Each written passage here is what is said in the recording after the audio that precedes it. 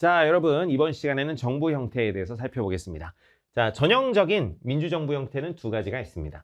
여기 나와 있는 대통령제하고 의원내각제 이렇게 두 가지로 나눠볼 수 있는데, 대통령제의 전형적인 모습을 보여주고 있는 나라는 미국이고요. 의원내각제의 전형적인 모습을 보여주는 나라는 영국입니다.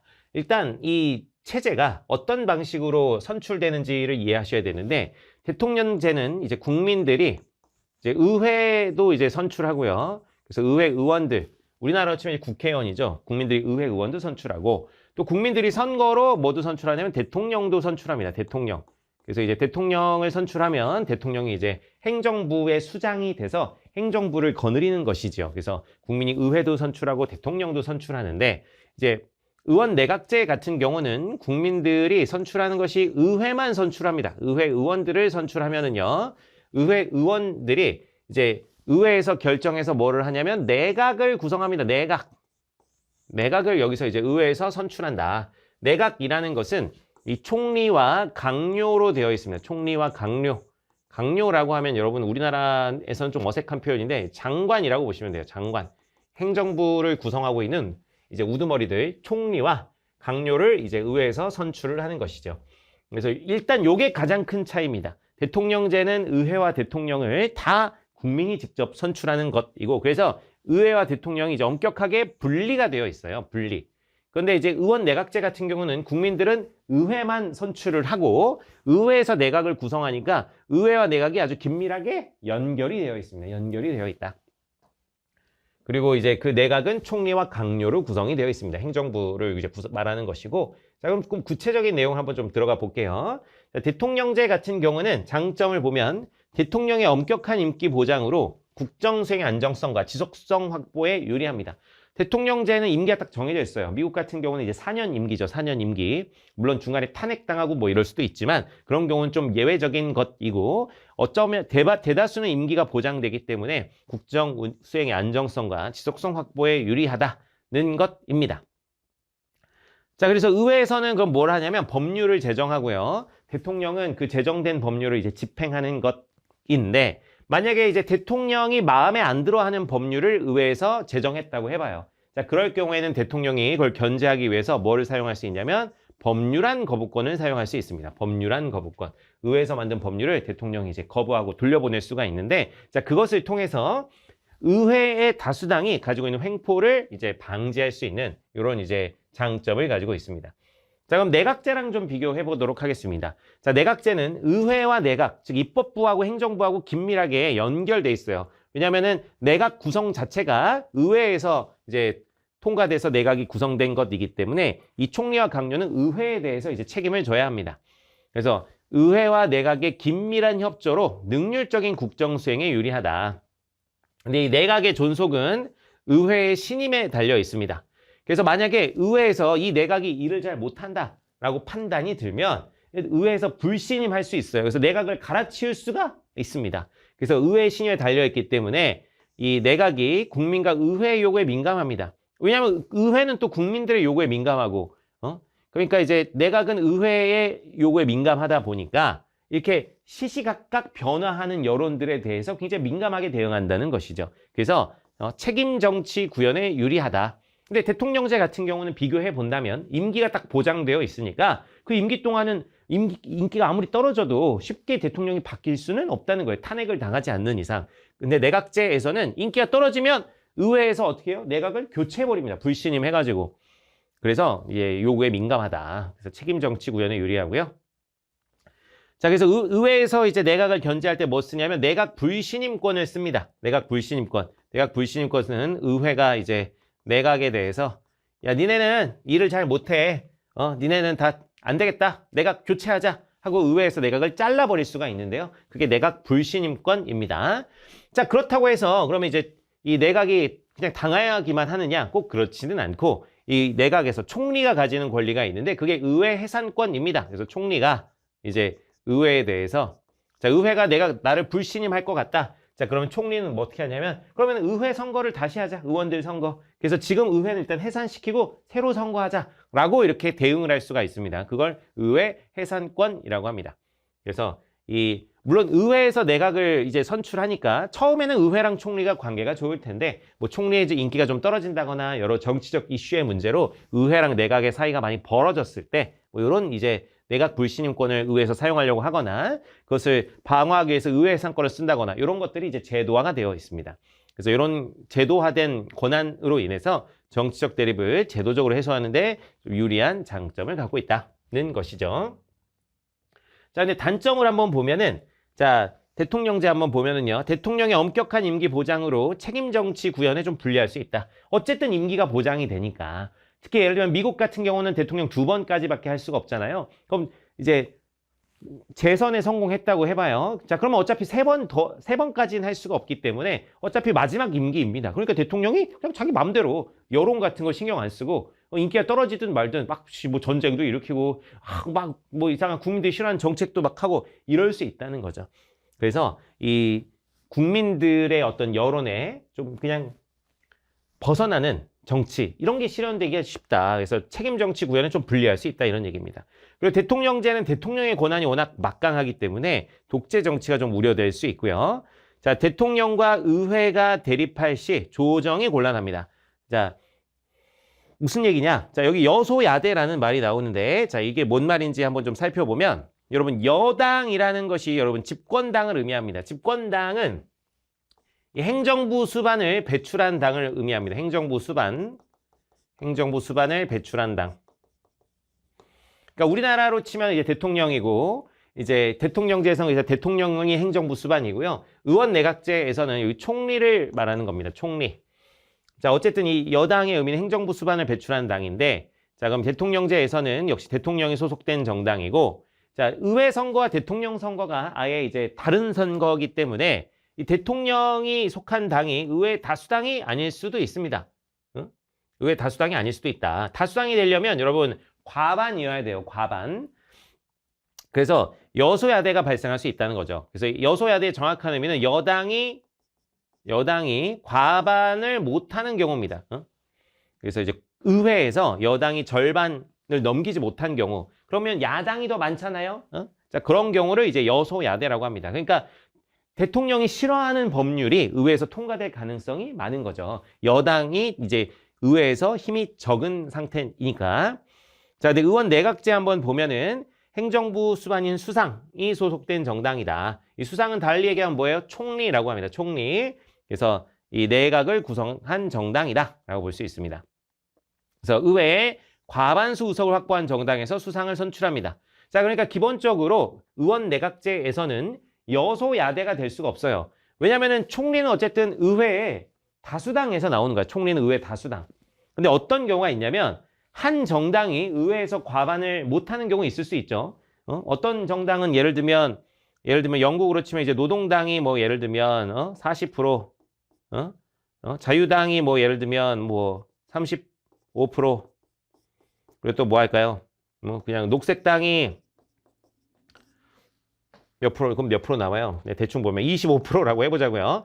자, 이렇게 어떤 한 당이 절반을 넘기지 못했다. 자, 이런 시기에는 어떻게 하냐면 이 3당의 입장이 굉장히 중요합니다. 녹색당.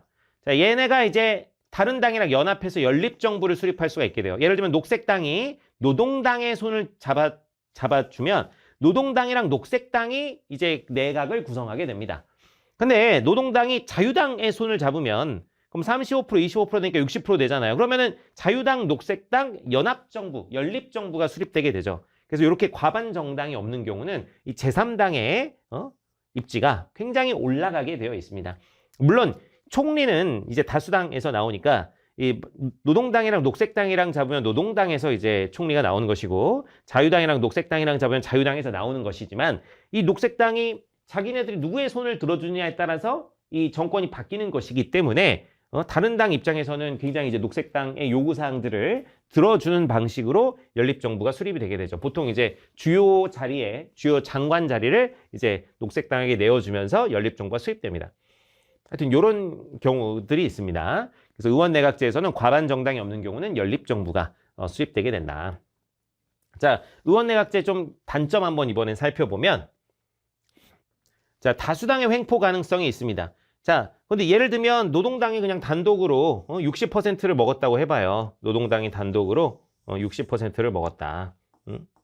그리고 뭐 이제 그러면은 이제 단독 정부를 수립하게 되는 겁니다. 의회에서 과반 먹고 당연히 총리 가져오고 그럼 다수당이 입법 행정부를 모두 담당하기 때문에 다수당에 대한 견제가 곤란하다 이런 얘기죠. 여러분 그래서 의원내각제에서는 기본적으로 여소야대라는 건 존재할 수가 없습니다. 여소야대라는 건 대통령제에 존재하는 거예요. 왜냐하면 의원내각제에서는 의회에서 내각을 구성하니까 그냥 당연히 다수당이 여당이 되는 겁니다. 다수당이. 자, 그리고 내각 불신임과 의회 해산, 조기 총선거가 반복될 경우 전국이 불안정할 수 있다. 이렇게 과반 정당이 집권하는 게 아니라 아까 연립정부 같은 걸 했다면 그럼 아까 얘기했던 뭐 노동당 같은 경우가 노동당이랑 녹색당이랑 연립해서 정부를 했는데 또 있다 보면 싸워가지고 연립이 깨질 수 있잖아요.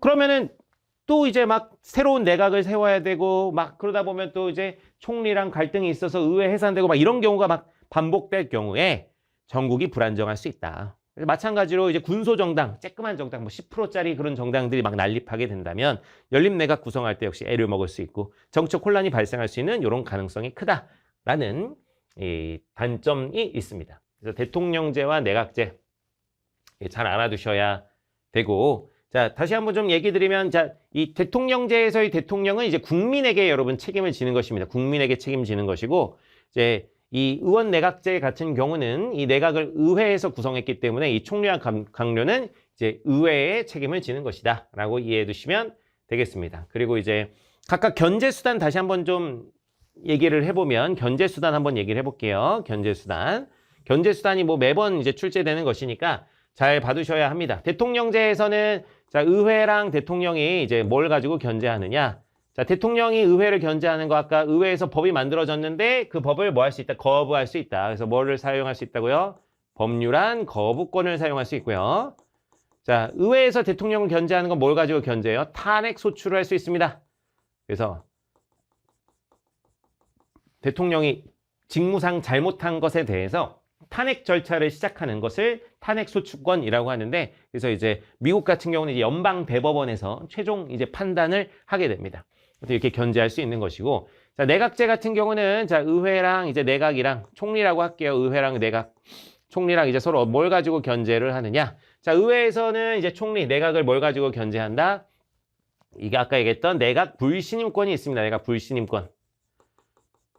여러분 내각은 아까 뭐라 그랬어요? 내각이라는 것은 행정부를 말하는 것인데 이제 총리와 강요를 말하는 겁니다. 총리와 강요. 그래서 내각 불신임권이 통과되면 총리와 강요는 잘리는 거예요. 자, 그것에 대항해서 총리는 뭘 할 수 있다고요? 얘네가 날 자를 것 같다. 라고 하면 뭐 할 수 있다? 의회 해산을 할 수 있다. 그래서 새로운 총선을 실시할 수 있다. 이런 취지가 되겠습니다. 그래서 이제 서로 견제하는 권한 이런 것들 반드시 외워두셔야 된다라고 볼 수 있겠죠. 자, 다음으로 넘어가겠습니다.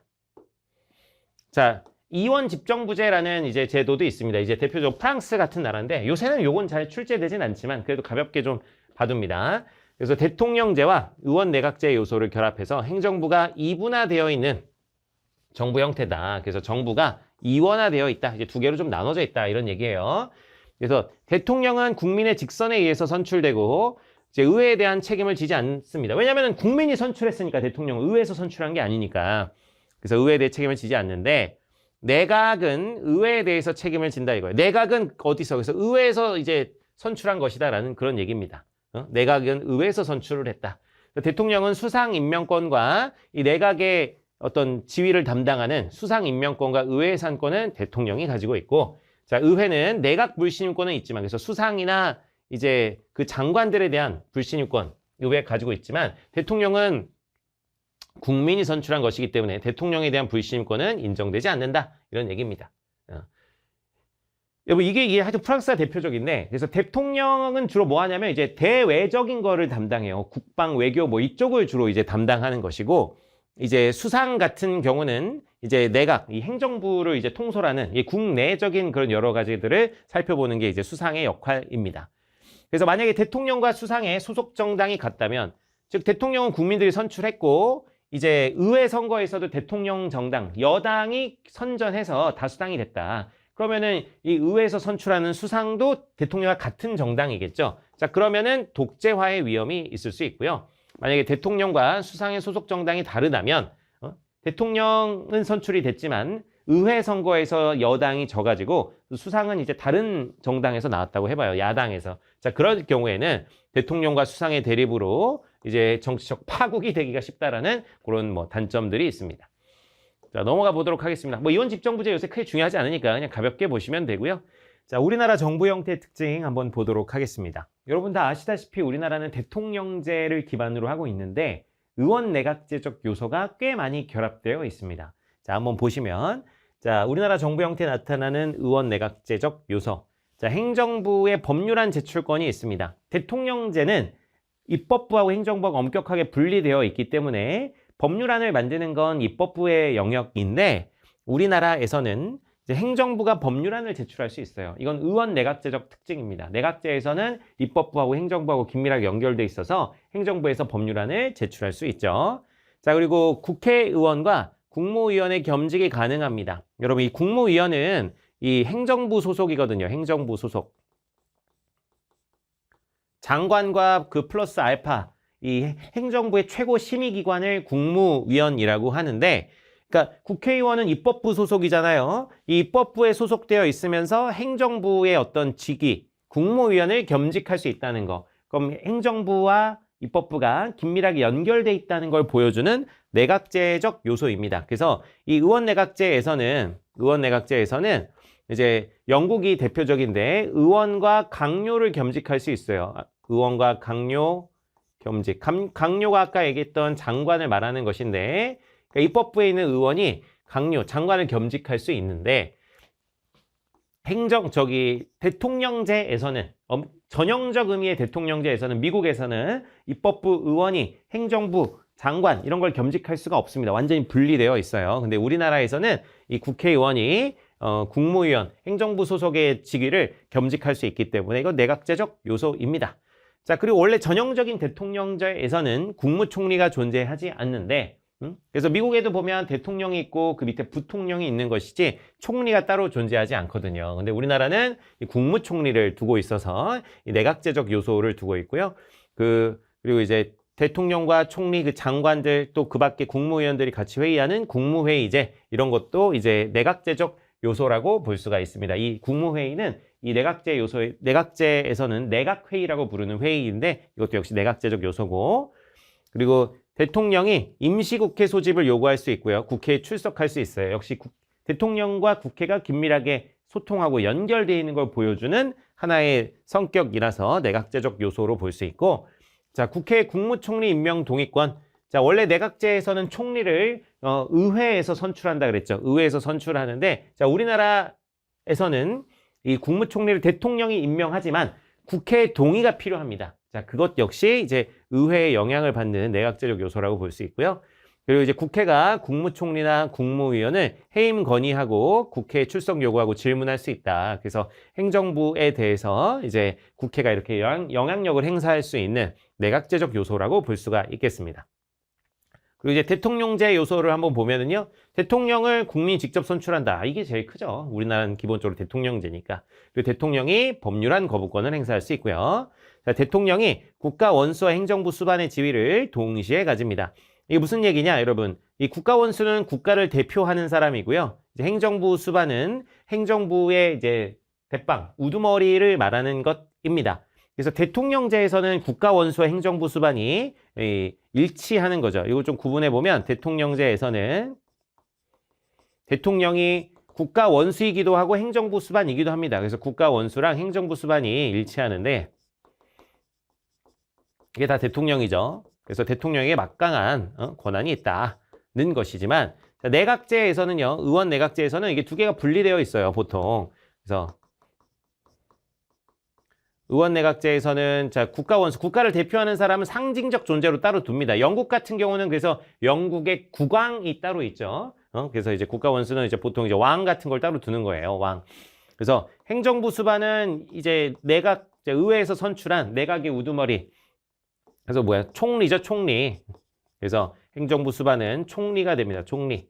그래서 이거 두 개가 불일치하는 거예요. 그래서 왕은 상징적인 존재로서 국가의 어떤 대표 역할을 하는 것이고, 그리고 이제 실제 정치, 통치를 하는 건 이제 총리가 주로 맡아서 합니다. 그래서 내각제에서는 국가원수 행정부 수반이 불일치하지만 대통령제에서는 이 국가원수 행정부 수반이 일치해서 이게 바로 대통령의 역할이죠. 대통령. 그래서 막강한 힘을 갖게 된다. 이런 얘기입니다. 자, 우리나라는 기본적으로 대통령제이기 때문에 국가원수 행정부 수반 일치하죠. 대통령입니다. 자, 그리고 대통령제 요소, 의회가 대통령을 포함한 주요 공직자에 대해서 탄핵 소추를 할 수가 있다. 탄핵 절차를 시작할 수 있습니다. 그리고 이제 최종 결정은 헌법재판소에서 하는 것이죠. 자, 밑에 보면 의원 내각제적 요소가 있는 헌법정 한번 보면은요. 국회 임시회는 대통령 또는 국회 제적 4분의 1 이상 요구에 의하여 집행된다. 그러니까 대통령이 국회 보고 회의를 열어라 요구할 수 있다. 긴밀하게 연결되어 있는 걸 보여주는 내각제 요소고요. 국회의원과 정부는 법률안을 제출할 수 있다. 자, 정부가 뭐야? 법률안을 제출할 수 있다. 내각제 요소고요. 그리고 국회는 국무총리, 국무위원 해임을 건의할 수 있다. 국무총리는 국회의 동의를 얻어야 된다.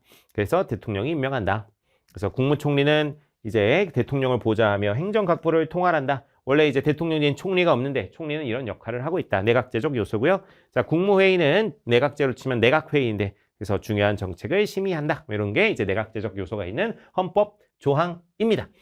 자, 다음으로 넘어가 보시죠. 자, 우리나라 헌법 개정 과정에 나타난 정부 형태의 변화인데요. 자, 요거는 평가원, 뭐 수능 이런 데서는 출제되는 내용은 아닙니다. 너무 이게 역사 파트잖아. 현대사 파트죠. 그래서 이게 그냥 역사의 범위라고 보기 때문에 우리 평가원 수능 시험에서는 이제 출제되지는 않고요. 여러분 뭐 내신 시험에서는 그냥 출제될 수는 있습니다. 그냥 가볍게 그냥 읽어보시고 넘어가면 되는데요. 재헌헌법 때는 대통령을 국민이 직접 뽑지 않고 간선했고 의회는 하나가 있는 단원제였다. 1차 개헌하게 되면 이제 대통령 직선제, 국민들이 직접 뽑는 걸로 바뀌고 그리고 2차 개헌 때는 3선 제한을 철폐해서 이승만 대통령이 계속해서 집권할 수 있는 그런 개헌이 일어났고요. 그러다가 이제 4.19 혁명이 일어나죠. 4.19 혁명 이후에 내각제 그리고 이제 대통령 간선제, 그리고 의회를 2개 둡니다. 지금의 이제 미국처럼 이제 상원, 하원 이런 방식으로 이제 의회를 2개 이제 뒀고요. 자, 그 다음에 이제 4차 개헌은 뭐 크게 중요한 건 아니지만 이 부정선거 관련 처벌을 위한 개헌이었고, 5차 개헌은 이제 박정희 대통령의 5.16 군사정변 이후에 이제 개헌이 일어나서 직선제, 단원제로 바뀌었고, 6차 개헌 이제 보면 대통령 3선 허용해서 이제 독재로 접어들고요. 유신헌법 그 후에 7차 개헌 만들어지고 대통령 간선제, 중임 제한 철폐해서 이제 장기 집권할 수 있는 그런 이제 헌법으로 바뀌게 됩니다. 자, 그러다가 뭐 이제 또 박정희 대통령 막 죽게 되고 그 이후에 이제 전두환 대통령 이제 들어서기 전에 이제 또 개헌을 하면서 대통령 간선제, 7년 단임제 이렇게 이제 바뀌게 됩니다. 자, 그 이후에 이제 민주화 운동의 결과로 이제 전두환 물러나고 6월 민주항쟁 후에 대통령 직선제, 5년 단임제 요 이제 개헌된 내용이 지금까지도 이어져 내려오고 있죠. 그래서 요거는 그냥 역사적인 거니까 여러분 그냥 상식선상에서 그냥 가볍게 봐두시고요. 앞에 봤던 이제 대통령제와 내각제 차이 요거 잘 봐두셔야 되고 또 우리나라 이 제도에 있는 내각제적 요소 이런 것도 잘 암기해 두시기 바랍니다.